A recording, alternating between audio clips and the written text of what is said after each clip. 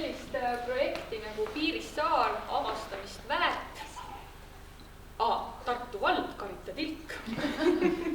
ja tegelikult on nii, et väike saar, Piirissaar asub siis meil Peipsi järves ja mida paljud ei tea, on see, et ta on üks osa Tartu vallast ja võib-olla ongi hästi hoomamatu see fakt, sellepärast et isegi vallamaja juurest võtab saarele minek ikkagi mitu head tundi aega, et tuleb siis kasutada nii maanteed kui ka veeteed.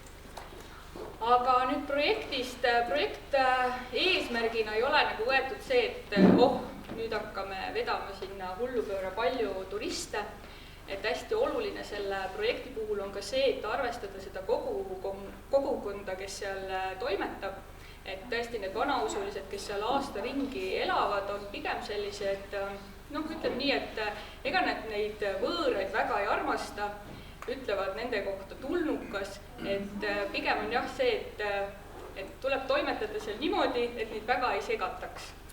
Ja sellepärast olemegi, praegu panime siis Piirissaare pildid siia jooksma taustale, et olemegi võtnud just eesmärgiks selle, et kui see inimene sinna satub, et siis ta saaks olla võimalikult iseseisev, tal on kõik info olemas, et kus, mis, mida leiab ja samas saaks siis kõik selle, mis see saar pakub, nii-öelda kätte sealt ja sealjuures siis ei segaks ülemäära siis neid kohalikke. Ja oleme püstitanud 3 sellist tegevuse eesmärki, et seda kõike saavutada. Et esiteks siis tahaksime teha ühe uue voldiku, et vana voldik on ka olemas, aga see enam ei ole pädev.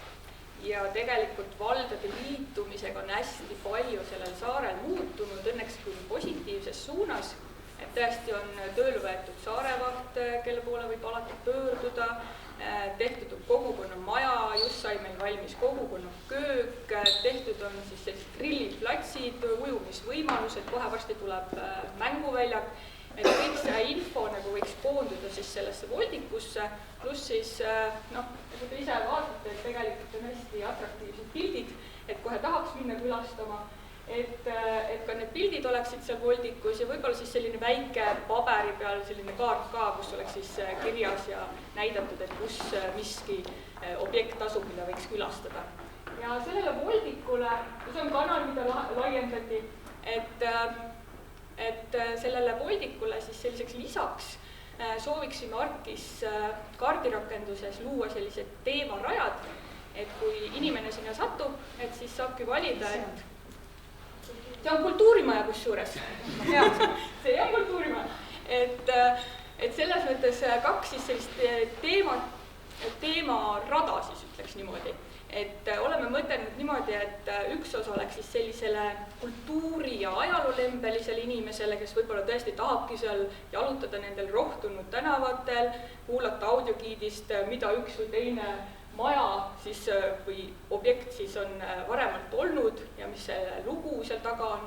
Ja teine siis võib-olla oleks selline loodusturismi sõbrale, kes võtabki oma kaamera, tahab pildistada seal neid linde, sumpab seal roostikus, otsib üles need kaitsealused konnad, kes seal on. Et ühesõnaga võtaks kõik selle, mis see saar pakub. Et ega ta väga palju selle mõttes pakub, et ta on väike ka on. Ja tegelikult need rajad on ka selliselt, et üks ei välista teist.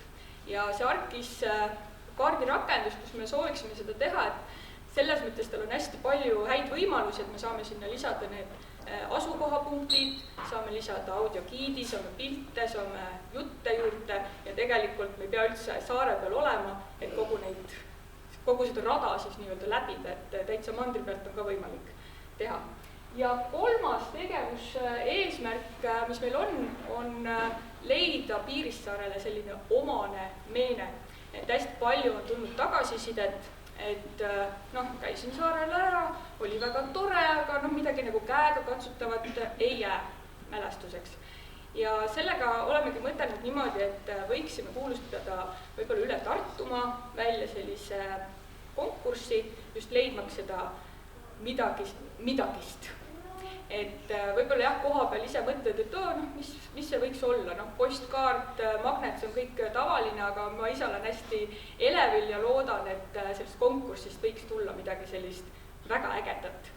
Ja ajalise raami osas oleme mõtelnud niimoodi, et kuna eelmisel kuul sai nüüd lukku see, et juuli 2022 võõrustame me Väikesaarte laulupidu Piirissaarel, et siis võiks selleks ajaks ikkagi need rajad ja see voldik ja võib-olla, ma ikka salamisi loodan, et äkki mõni meene ka valmis olla. Et ma arvan, et see oleks hästi heaks võimaluseks just proovida, et kuidas need rajad töötavad, kui pädev on see voldik ja ma arvan, et turgu nendele meenetele oleks ka. Et selline lühike 5 minutit tehtud. Küsige. Et paljud üldse on Piirissaarel käinud? Tuleb minna, mulle tundub. Et meil on nüüd kogukonnamaja valmis, kogukonnapöök sai ka valmis, nii et tegelikult oleks hästi tore, kui talvel kõljukiga. Või potkukelguga, või teil on midagi muud siin, selle asja nimi. Soomekelk. Jah. Et aga küsimusi, kes tekkis? Selle turismi arendamise poole pealt, et nii-öelda looduse poole pealt, et linnuvaatlejad, kuna Eesti on üks kõige suuremaid riike üldse Euroopas, kus tullakse linnuvaatlejaid, et teha äkki koostööd, lihtsalt nii-öelda, et koostööd siis äkki selline tuur Eesti või kes teevadki linnuvaatlused Saaremaal igale poole. Et nad teavad väga hästi, teavad punktuaalselt ära, kus kohas on mingid suured nii-öelda. Et ma ei tea nüüd, kas nad käivad seal Piirissaalel ka, aga ma tean, et nad käivad tohutult, isegi 80-aastased vanamehed Saksamaal tulevad siia Eestisse, et nii-öelda viimase hingetõmbena näha seda, ma ei tea, Eesti kajakat.